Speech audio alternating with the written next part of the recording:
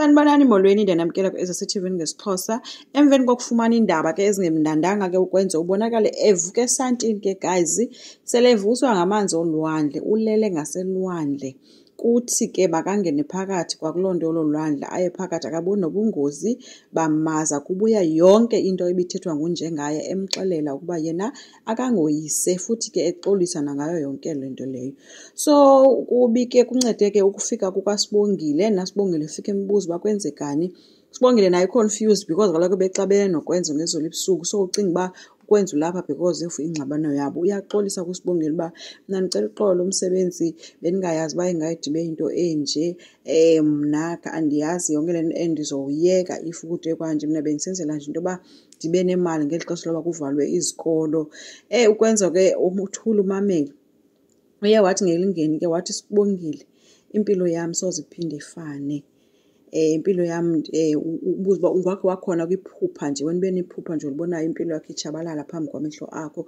So Sibongile akazi uba kwenzeka ntoni, ubhizi ke uyaxolisa ke, yazama ngayo yonke indlela ke yoku-explain into yoba mna bendithi ndisenzela nje imali ayonditheni. Kwenziwa kuyashawutisa ke guys, ude wambamba kabuhlungu uSibongile emhlikihla sithi Sibongile, akho mntu unaxesha lamsebenzi wakho apha. So uSibongile akazi uba kwenzeka, uthi ndithi into endiyithetha kuwe impilo yam soze iphinde ifane. Yonke into ebendizixelela uba yinyani ibibubuxoki, and ebendisithi ibubuxoki iyinyani. Ingathi ndingakrazulwa kwayesisifuba sam ndikhuphe le ntliziyo ndiyithathe ndiyiphose elwandle. Yeyi uSibongile uyabona uba inkulu ngoku le nto, abuze uba kwenzeka ntoni kanti. Ukwenza besesitsho ukuba ngutata Sibongile. Uyalila, umile nje ngelithi ngutata.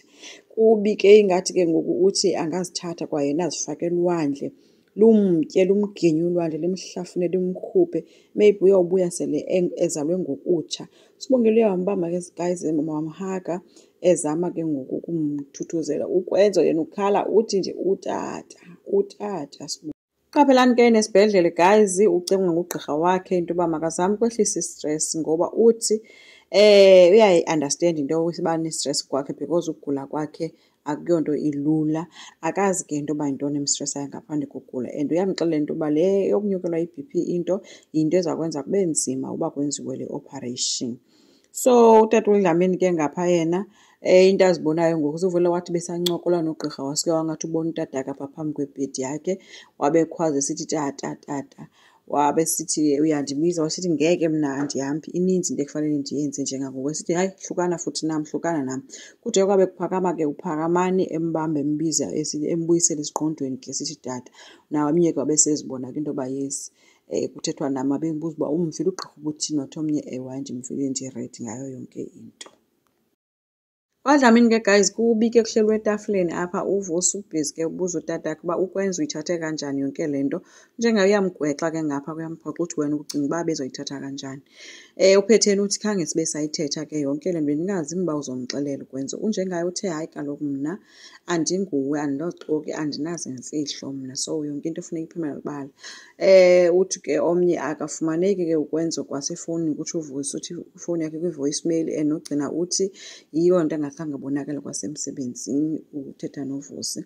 uVusi ubuzile ke bawukhona nje umntu okhe wazihlupha ngokumtsheka. UNjengayo ke uthe hayi masimyeke kanjani, unengoduso yakhe okanye sithi unomakoti wakhe ozomhoya. Ethi enye into, izinto ezenziwa ebumnyameni zinayo wethu indlela yokuziveza ekukhanyeni. Watsho ebashiya apho sithi yena uyolala e-spare room. UPhetheni ushiyeke ke into eqhwanyazayo, ubona uba unokuchiphiza indoda ayisayingeni eyakhe. uSibongile ke udicide into yoba makabuyisele i-uniform emsebenzini ayoresigna. Uzama ke bedikwe efile ekhala ngento ye-boyfriend yakho ekulawulayo. uSibongile zama ukulungisa ke into yoba ayo-boyfriend yam le ngumyeni wam lo, and ndizomamela. If ukwenza akayithandi into lo msebenzi ndizoyeka, and it's not about lo msebenzi, le-uniform le angayifuniyo ukwenza. Ethi khawufane ucinge into yoba umntu ayicaphukele into ade awulala elwandle angalali endlini, kubi nje. So mna andizukwazi ukungamameli, ngcono ndimthobele. So uzama beme ngento ethi i-independence yakho ke uthini ngayo yona. Wathi uSibongile hayi uThixo noko ngeke ade andilahle, sithi omnye uzokwenza njani because uqhela uthumela imali kowenu. Uthe ke hayi icebo lizoba khona kuyokwenzeka noba kwenzeke ntoni. So uzama uvele wadikwa ke guys, wamshiya eme apho ke uSibongile engasafuni nova nje enye into. noSibongile ke ushiye lo paper bag apho wahamba. Ukwenza ke guys ubonakala ehleli noQaphelani esibhedlele, uthi uzofuna iinyani zodwa. uyise uthi yonke into seyithethile and yonke into inyani, ukwenza ukuthi wena uvuma ukuba wena wenze inyala nokungcola nenkosikazi kabhuti wakho.